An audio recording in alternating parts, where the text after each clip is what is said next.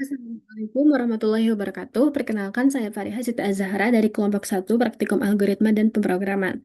Pada kesempatan kali ini, saya akan mengerjakan lampiran soal untuk nomor satu. Jadi untuk soalnya itu dari bab 7. Oke, jadi untuk soalnya itu, buatlah program menggunakan struct untuk mempresentasikan data tersebut dengan ketentuan program memiliki tiga struct, yaitu struct universitas, jurusan, dan juga fakultas, di mana di dalam struct universitas itu terdapat nama univ, fakultas. Nah, kemudian di dalam fakultas itu terdapat kode fakultas, nama fakultas, dan jurusan. Kemudian di dalam jurusan itu ada nama kode jurusan, lalu ada nama jurusan, dan jumlah dari mahasiswa. Lalu program itu disuruh untuk menerima input dari universitas dan juga dua fakultas. Setiap fakultas itu memiliki dua jurusan. Jadi di dalam satu universitas itu kita input dua fakultas dan di dalam dua fakultas itu juga memiliki dua jurusan. Jadi ada struct di dalam struct. Kita pakai nest struct ini. Nah, program harus menampilkan seluruh data universitas, fakultas, dan juga jurusan. Menghitung total mahasiswa pada setiap fakultas, lalu menentukan jurusan dengan jumlah mahasiswa terbanyak. Jadi kita langsung aja ya kepada program dari C++-nya. Oke, jadi yang pertama-tama, seperti biasa, untuk kita membuat suatu program, kita juga harus menggunakan struktur umum dari pemrograman C++, yaitu ada include IOStream salah satunya. Karena ketika kita tidak menggunakan include IOStream, kita tidak bisa menggunakan perintah cin dan juga cout atau library dari IOStream itu sendiri. Jadi, kita harus menggunakan ini selalu, karena agar kita bisa menggunakan cout dan juga cin. Selanjutnya itu ada using namespace std. Jadi ini tuh fungsinya supaya kita nggak perlu lagi untuk menuliskan std berulang-ulang ketika kita ingin mendeklarasikan cout dan juga in. Jadi cukup deklarasiin di sini aja. Nah, setelah itu di sini ada struct jurusan yang artinya dia tuh membuat tipe data yang baru itu tuh bernama jurusan dengan kita menggunakan struct ini atau menggunakan structure. Jadi apa sih fungsi dari struct ini? Jadi fungsinya itu untuk kita mengelompokkan beberapa tipe data dalam satu wadah gitu, beberapa tipe data yang berbeda ya dalam satu wadah. Ini kan di dalam struct jurusan itu ada char kode jurusan, lalu ada integer banyak mahasiswa. Nah, ini kan tipe datanya berbeda nih. Nah, kalau kita ingin mengelompokkan dengan tipe data yang berbeda, kita dapat menggunakan struct ini. Jadi, itu dia fungsinya tadi untuk kita menyimpan atau ya menyimpan gabungan dari beberapa variabel yang berbeda dalam satu wadah struct ini gitu. Selanjutnya di sini ada struct fakultas yang menyimpan ada kode fakultas dengan tipe data char, lalu dia menyimpan indeks semaksimal 50 indeks. Artinya kode fakultas ini bisa kita input itu maksimal 50 indeks aja. Lebih dari itu tidak bisa lagi. Selanjutnya di sini ada jurusan-jurusan, itu artinya kita ada tipe data jurusan ini yang namanya itu adalah jurusan juga yang diambil dari struct jurusan. Bentar. Intinya si jurusan-jurusan itu tuh artinya tipe data dari jurusan ini. Kemudian jurusan yang menggunakan J kecil itu artinya nama variabel. Jadi untuk mendeklarasikan array, membuat apa ya? Membuat array yang berisi dua data bertipe jurusan gitu. Ini ya gitu dah. Nah, terus ini ada indeksnya adalah dua ya, atau jumlah data jurusannya gitu maksimal dua karena sesuai dengan soal tadi kan. Nah, jadi itu untuk pendeklarasian struct di fakultas. Lalu kita struct di universitas. Nah, di sini untuk universitas juga ada char nama univ yang indeksnya itu adalah 100. Lalu untuk membuat kita array berisi dua data bertipe fakultas itu tipe data fakultas, tipe data struct tadi. Lalu di sini nama variabelnya juga fakultas, lalu menyimpan sebanyak dua indeksnya. Indeksnya sebanyak dua. Oke, ntar ini saya. Nah, lalu di sini ketika kita sudah mendeklarasikan banyak dari struct-struct ini, kita dapat mendeklarasikan juga untuk variabel dari struct itu. Ini artinya universitas univ itu artinya kita membuat satu variabel bernama univ yang bertipe struct yaitu universitas. Jadi untuk kita mendeklarasikan univnya itu sebenarnya bebas aja. Mau itu X, Y, Z, atau univ ini juga nggak apa-apa. Sebenarnya untuk memudahkan kita bahwa ini adalah variabel dari struct universitas. Nah, selanjutnya, kan ini kan udah ada tanda tutup kurung dari titik koma. Nah, itu tuh artinya emang udah kita mendeklarasikan dari bagian struct gitu. Setelah itu baru kita lanjut untuk mendeklarasikan satu variabel univ ini yang bertipe struct universitas gitu. Nah, selanjutnya setelah kita mendeklarasikan yang bagian ini kita memulai programnya. Disinilah in main-nya berjalan. Ya, di sini tanda kurung kurawalnya berjalan mulai dari sini. Nah, untuk ini pendekorasian variabel ya, seperti biasa ada variabel i, j, k. Untuk variabelnya itu tipenya adalah integer atau bilangan bulat. Lalu di sini itu i yaitu untuk perulangan, untuk kita melakukan perulangan fakultas ke berapanya itu. Tadi disuruh di soal itu kan sampai 2. Jadi di sini kita melakukan perulangan sebanyak dua kali gitu. Lalu di sini ada J yaitu untuk kita memasukkan nanti perulangan juga untuk jurusannya. Lalu di sini ada K juga. Di sini kita menggunakan K yaitu untuk kita melakukan perulangan dengan jurusan yang terbanyak dengan yang diambil indeks ke K gitu. Nah, selanjutnya oke kita mulai dari sini dulu ya. Nah, di sini kan untuk program utamanya itu kita mendeklarasikan. Setelah mendeklarasikan, program itu akan memerintahkan kita untuk menginput nama universitas yang pengen kita input gitu. Misalnya apa? Lalu di sini program itu membaca si get, artinya program itu bisa membaca spasi dari universitas yang sudah kita input. Kita bisa menggunakan spasi, intinya spasinya itu bisa terbaca oleh program. Jadi kalau kita menggunakan spasi ya program itu dapat membaca spasi dari nama universitas yang sudah kita inputkan. Misal nih, misal kita input apa ya? Universitas Sriwijaya. Nih, yang spasi ini bisa terbaca oleh program karena kita menggunakan si get tadi. Lalu si get itu kita panggil variabel univ ini, kemudian kita titik, yaitu nama underscore univ, yaitu kita memanggil nama nih, mana tadi? Nih, nama univ yang mana indeksnya itu adalah 100. Jadi kita memanggil di struct universitas berarti ya, yaitu univ, kita manggil ini intinya. Kita manggil univ lalu titik yaitu nama underscore univ. Intinya kita memanggil si nama underscore univ ini supaya kita dapat menginputkan nama dari universitasnya gitu. Lalu ada si ingest ya atau spasi yang dapat terbaca oleh user. Kalau di sini kita langsung masuk aja ke perulangan. Jadi setelah kita mendeklarasikan variabel, program akan memerintahkan kita untuk memasukkan nama universitas. Lalu program akan membaca inputan dari kita yang bisa membaca spasi. Lalu lakukanlah perulangan untuk kita memasukkan fakultas. Kan seurutannya itu setelah kita memasukkan universitas, kita memasukkan fakultas. Nah, jadi sebelum kita memasukkan fakultas, program harus melakukan proses di perulangan dulu. Untuk perulangannya itu inisiasinya di mana I sama dengan 0. Artinya kita mulai dari 0 terlebih dahulu untuk I-nya itu. Nah, selama 0 kurang dari 2, maka maka program akan mencetak tulisan fakultas ke yang diikuti dengan I plus 1. Artinya 0 ditambah dengan 1, yaitu fakultas ke 1. Nah, setelah itu ada N line, artinya spasi ke bawah. Dan di spasi ke bawah itu kita disuruh untuk menginputkan kode fakultas gitu. Ini kan misal kita enter ya. Nah, fakultas ke satu artinya loopnya itu udah berjalan nih. Ya kan, dia memenuhi karena I sama dengan 0. Selama 0 itu kurang dari 2, maka dia akan cetak tulisan fakultas ke satu gitu. Diikuti dengan tanda strip juga ya.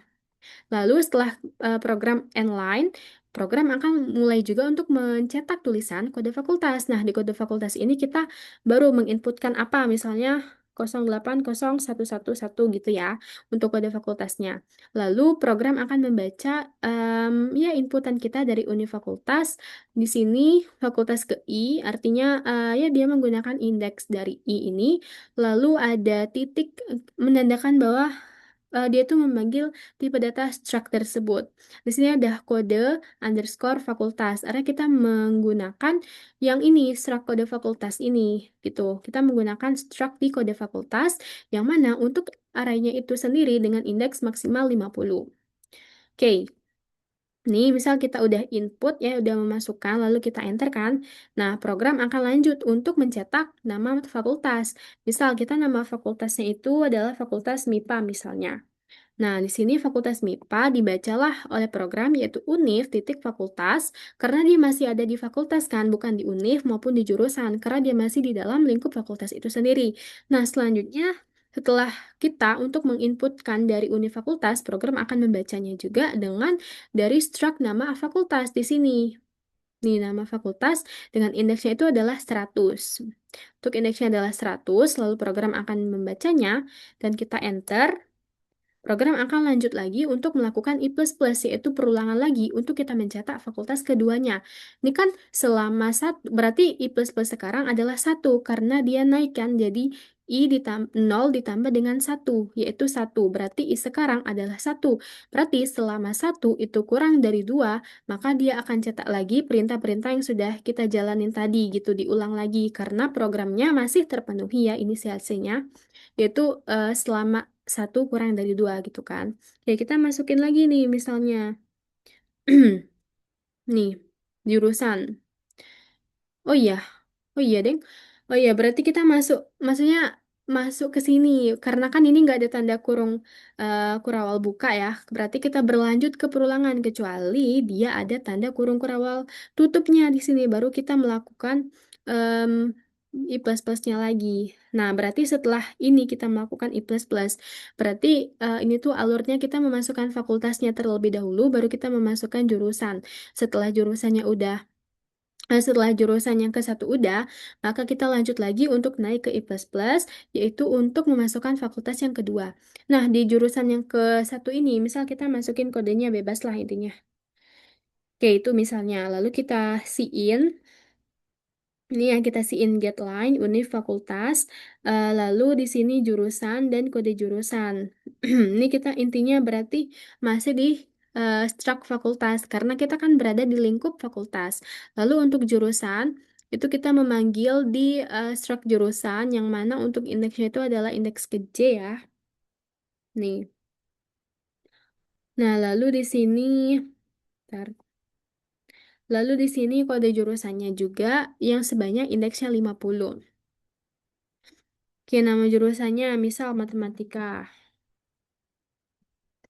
Lalu kita in lagi dan kita cetak lagi ya di sini kan. Habis in, dia cetak tulisan jumlah mahasiswa. Oke, jumlah mahasiswa misalnya 56 gitu. Enggak. Oke, soalnya gitu ya. Nah, setelah itu program kan tutup kurung di sini. Dia lanjut lagi ke I++ karena setelah program ini sintaks ini dijalanin, dia akan ngulang lagi untuk kita cetak jurusan yang kedua. Nih, di jurusan yang kedua ini kita input lagi lah yang kayak tadi kita ulang gitu. Kita ulang lagi misal kode jurusannya. Oke, nama jurusan misalnya dan kimia gitu.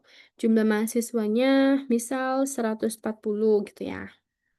Lalu kita in lagi dan dia akan cetak nih, cetak fakultas kedua. Karena setelah dia melakukan yang tanda kurung kurawal tutup ini, dia akan langsung ke I++ lagi untuk dia cetak fakultas keduanya gitu. Jadi loopnya itu akan berjalan yang J++-nya dulu karena di sini dia harus menjalankan yang ini dulu baru ini gitu ya. Oke, sini kita input lagi untuk fakultas yang kedua, untuk kode fakultasnya bebas. Lalu di sini, ini kita double layer aja ya. Oke, oke, misal untuk nama fakultasnya itu apa ya? Nama fakultas, eh, ini nggak sinkron ya.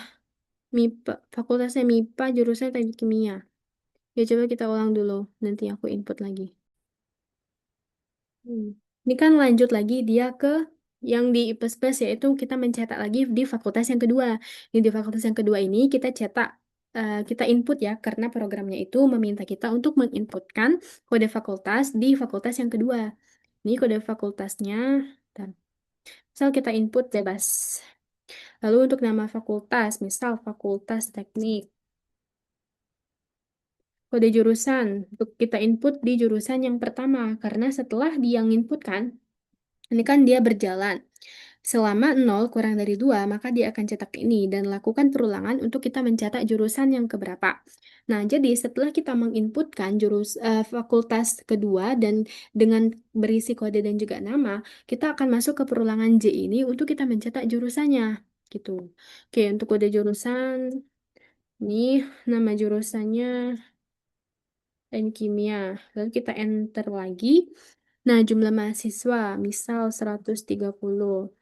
Lanjut lagi kan dia ke J++ yang kedua karena kita akan masuk lagi ke J++ yaitu berarti selama satu kurang dari dua maka dia akan cetak lagi jurusan kedua diikuti dengan J ditambah satu yaitu satu ditambah dengan satu berarti jurusan yang kedua. Lalu di sini adalah si out kode jurusan artinya program itu menulis mencetak tulisan kode jurusan yang memerintahkan kita untuk memasukkan kode jurusan. Kode jurusannya ini. Nah, ini untuk si Inget Univ fakultas itu membaca dari stroke Univ yang mana diikuti dengan fakultas yang ke I gitu. Nih, kode fakultas, lalu sini fakultas ke I. Lalu di sini untuk jurusan yaitu kita di stroke jurusan, lalu untuk kode jurusannya juga. Lalu di sini kita enter lagi untuk menginputkan nama jurusan. Nama jurusan misal teknik sipil. Lalu di sini enter lagi untuk kita memasukkan jumlah mahasiswa. Jadi programnya itu akan membaca lalu menginputkan yang sesuai dengan program perintahkan. Untuk jumlah mahasiswa itu misal 112. Nah, ini kan udah nggak terpenuhi lagi. Artinya J++-nya itu udah nggak berjalan lagi karena sekarang J-nya itu dua. Kenapa dua? Karena tadi kan satu ya. Berarti J++ sekarang adalah satu ditambah dengan satu alias dua. Nah, karena dua itu kurang dari dua, nggak termasuk. Karena kan false ya. Karena dua itu ya sama dengan dua, bukan kurang ataupun lebih gitu kan. Jadi dia nggak bisa memasuki di statement yang ini lagi. Karena udah nggak terpenuhi lagi untuk kondisinya. Karena J-nya itu bukan lagi kurang dari dua alias sama dengan dua gitu ya. Jadi di sini langsung aja berarti kita masuk untuk cetak data universitas berarti. Setelah kita enter, nih data universitasnya nih. Yang ini gitu. Oke, untuk data universitas itu diikuti dengan ya ini kayak inline gitu ya, sama cuma untuk mempersingkat aja di dalam sintaksnya penulisan sintaks supaya lebih rapi dan tidak terlalu panjang. Nah, untuk data universitas, jadi di soal juga untuk apa ada outputnya lah intinya output dari universitas-universitas yang sudah kita input dari fakultas dan juga jurusannya. Oke, untuk data universitas itu nama universitasnya tadi adalah Universitas Sriwijaya yang telah kita input tadi ya. Mana tadi? Lalu di sini fakultas yang pertama kita input JHDU 6, lalu ada MIPA namanya, jurusan yang ke satu itu matematika, dan jurusan yang kedua itu biologi. Nah, keseluruhan total dari mahasiswa fakultas itu ada 230, artinya 110 ditambah dengan 120, artinya 230. Ini kan nama universitas, yaitu diikuti dengan univ, nama univ, yaitu nama universitas. Jadi programnya langsung bisa membaca dari struct yang sudah kita masukkan tadi untuk nilai-nilainya itu di univ titik nama underscore univ. Lalu di sini kita mendeklarasikan variabel max atau maksimum nilainya itu untuk kita bisa mencari dari total ya jurusan yang terbanyak intinya. Lalu di sini ada tipe data integer dan tipe data char untuk kita mendeklarasikan variabel jurusan terbanyak dengan indeksnya itu adalah 100. Lalu di sini kita inisiasi untuk nilai maksimumnya itu adalah 0 dulu karena kita setting nilai awalnya adalah nilai sama dengan 0 gitu. Nah, di sini untuk kita mencetak perulangan dari fakultas yang keberapanya, dari data universitas ini kita gunakan juga perulangan, yang mana perulangannya itu dengan inisiasi nilai I sama dengan 0, dengan kondisinya itu adalah I kurang dari 2. Jadi dia akan cetak ini kalau dia memenuhi statement yang ini, kalau dia enggak, ya udah berarti keluar dari kurung kurawal ini dan langsung mencetak jurusan dengan mahasiswa terbanyak, nama jurusan, dan jumlah mahasiswa, lalu programnya langsung berakhir. Gitu, misal dia terus terpenuhi, maka dia akan masuk ke I++ lagi dan mencetak fakultas ke sampailah di perulangan yang terakhir, perulangan K dengan jurusan terbanyaknya itu apa. Nih, kita misal kita lihat dulu logikanya untuk kita menginputkan untuk kita menghitung total dari apa ya total dari ya, mahasiswa yang terbanyak gitu jumlah mahasiswa yang terbanyak jurusan dengan mahasiswa yang terbanyak yaitu total plus sama dengan univ fakultas ke I lalu jurusan indeks ke J dan juga banyak mahasiswa. Nah, jika yang stroke univ yang diikuti dengan fakultas itu lebih banyak dari nilai maksimum, maka nilai maksimumnya sekarang itu adalah banyak mahasiswa tadi gitu. Nah, untuk perulangannya itu bisa kita lihat di sini untuk K sama dengan 0, kondisinya itu adalah selama K kurang dari 100, maka dia akan cetak jurusan terbanyak. Tuh. Itu diikuti dengan nama jurusan. Lalu di sini kita cetak yaitu total mahasiswa fakultasnya yang diikuti dengan hasil totalnya tadi yang sudah kita hitung, total mahasiswa fakultas. Ini masing-masingnya ya. Ini masing-masing perhitungan ini juga diikuti dengan perulangan. Jadi selama perulangannya itu terpenuhi, maka dia akan menampilkan total mahasiswa fakultas yang diikuti dengan total. Total mahasiswa fakultas ini MIPA tadi 230, lalu perulangannya berlanjut lagi untuk kita mencetak di fakultas yang kedua, yaitu total mahasiswa fakultasnya adalah 242. Nah, karena ya perulangannya tadi udah nggak terpenuhi lagi ya, yang I plus-plusnya tadi, maka dia akan langsung mencetak di jurusan dengan mahasiswa terbanyak, yaitu nama jurusannya yaitu Teknik Kimia, dengan jumlah mahasiswanya adalah 130 gitu. Jadi ya seperti itulah kurang lebih untuk pemrograman di C++ bagian struct untuk nomor satu. Lalu kita masuk aja ke flowchartnya. Nah, di flowchart ini sebenarnya bagan dari pemrograman C++-nya itu gimana jalannya. Coba kita langsung aja ke double screen kali ya. Nih. Nah, yang pertama kita masuk ke dulu ke integer di in main ini. Artinya kita memulai di program utamanya dulu karena di program utamanya inilah prosesnya itu mencetak semua keseluruhan pemrograman yang sudah kita jalankan. Nah, lalu di sini ada ada simbol mulai yang mana kita memulai terlebih dahulu ya untuk melakukan pemrograman dengan menggunakan tanda kurung kurawal ini. Lalu di sini langsung aja kita ke perulangannya itu untuk pendeklarasiannya itu enggak terlalu di ya itu. Lalu kita masuk ke perulangan. Nah, di mana untuk perulangannya itu selama 0 kurang dari 2 ya. Berarti I sama dengan 0 sampai dengan 2 dikurang 1. Artinya kan dia nggak sampai 2, jadi 2 dikurang dengan 1. Kalau benar dia akan cetak yaitu kode fakultas. Ini diikuti dengan juga nama fakultasnya. Jadi dia akan cetak pada fakultas dan juga nama fakultas. Lalu programnya itu berjalan lagi ke perulangan J. Oke, di perulangan J ini kalau dia benar maka dia akan cetak kode jurusan, nama jurusan dan juga banyak mahasiswa. Lalu dia ke J++ lagi karena kan tadi untuk logikanya itu dia ke jurusannya dulu baru lanjut ke fakultas yang keberapanya kan. Jadi dia cetak di jurusan yang kedua dulu, mentokin sampai kedua dulu, baru dia naik lagi ke I++ untuk kita cetak fakultas kedua. Nah, di sini kan I++ ya. Kalau J+, J-nya itu udah nggak memenuhi lagi, maka kita akan masuk ke fakultas yang kedua. Artinya dia false kan? Artinya kalau dia false, dia akan ke I++. Di I++ ini dia cek lagi perulangannya itu selama 0 kurang dari 2 maka dia akan cetak ini. Tapi kalau udah salah lagi, berarti ya udah dia akan cetak data nama universitas ini yang diikuti dengan nama univ gitu. Jadi dia akan langsung cetak ke data universitas. Nah, di universitas ini, di data universitas ini kita lakukan proses di sini max sama dengan 0. Artinya kita setting dulu lah nilai awal dari maksimum ini sama dengan 0. Lalu setelah itu program berjalan untuk ke perulangan mencetak fakultas ke jurusan ke dan total mahasiswa fakultasnya lalu diikuti dengan ini juga nih. Intinya itu data universitas. Oke, jadi untuk perulangannya itu di mana I sama dengan 0 sampai dengan 2 dikurang dengan 1. Lalu kalau dia benar, dia udah berarti dia cetak fakultas ke berapa yang diikuti dengan kode lalu juga nama fakultasnya. Oke, dia intinya cetak itu ya. Lalu di sini kalau dia benar lagi, maka dia akan lanjut lagi ya ke J sama dengan 0 sampai dengan 2 dikurang dengan 1. Di sini kan setelah dia cetak fakultas ke kode nama, nih dia akan langsung cetak untuk ke perulangannya itu menaik ke jurusan.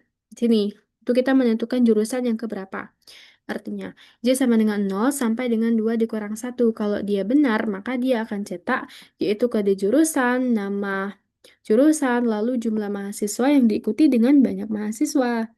Lalu program berjalan lagi ke sini untuk kita menghitung total dari banyak mahasiswa atau keseluruhan dari mahasiswa itu ada berapa di sini totalnya. Lalu masuk ke pernyataan kondisi yang mana pernyataan kondisinya itu setelah kita menghitung dari totalnya kan. Lalu kita masuk ke pernyataan kondisi yaitu selama banyak mahasiswa itu lebih dari nilai maksimum. Ini lupa ya aku tuh. Maksimum maka dia akan cetak yaitu maksimum sama dengan fakultas banyak mahasiswa di sini ya. Dia akan masuk ke proses ini. Artinya dia nggak ditulis ya untuk di flowchart ini yang untuk struct-structnya dia akan tulis aja langsung di banyak mahasiswa ini gitu. Artinya dia langsung tulis aja sih variabelnya. Lalu di sini kita masuk ke perulangan K sama dengan 0, di mana K itu kurang dari 100, maka dia akan cetak jurusan terbanyak, yaitu diikuti dengan nama jurusan. Lalu kalau dia udah, bentar.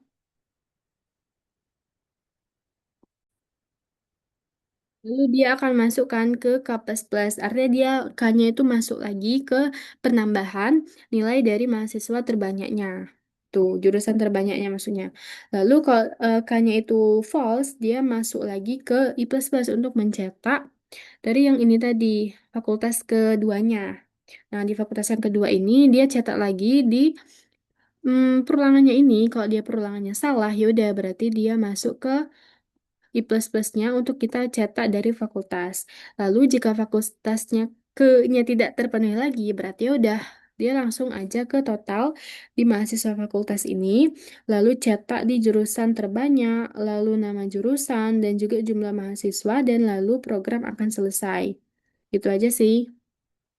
Oke, mungkin itu saja yang dapat saya sampaikan. Apabila ada kesalahan dan penuturan kata yang kurang berkenan, saya minta maaf. Saya ucapkan terima kasih. Wassalamualaikum warahmatullahi wabarakatuh.